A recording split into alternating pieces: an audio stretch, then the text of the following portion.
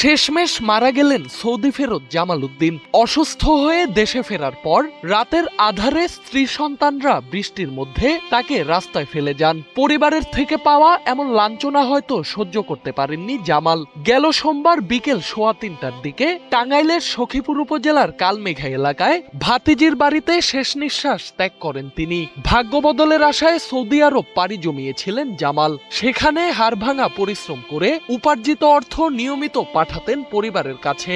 এক পর্যায়ে অসুস্থ হয়ে দেশে ফিরলে সেই পরিবারই মুখ ফিরিয়ে নেয়। গভীর রাতে তাকে ফেলে যায় রাস্তায়। বিষয়টি সামাজিক যোগাযোগ মাধ্যমে ছড়িয়ে পড়লে শুরু হয় ব্যাপক আলোচনা সমালোচনা। গেল 6 আগস্ট এলাকাবাসীর সহায়তায় তাকে উদ্ধার করে সখীপুর উপজেলা স্বাস্থ্য কমপ্লেক্সে ভর্তি করা হয়। টানা 7 দিন চিকিৎসার পর অবস্থার উন্নতি না হওয়ায় গেল শুক্রবার হাসপাতাল থেকে তাকে ছাড়পত্র দেয়া হয়। জীবন অবাক না করলে কে করবে? 28% মিল্ক ফ্যাটের অবাক করার সাথে ফ্রেশ মিল্ক পাউডার। জীবন অবাক করুক প্রতিদিন। এরপর ভাতিজির বাড়িতে নেয়া হলে সেখানেই মৃত্যু হয় জামাল উদ্দিনের। স্বজনরা আসার পর তার জানাজা ও দাফনের ব্যবস্থা করা হয়।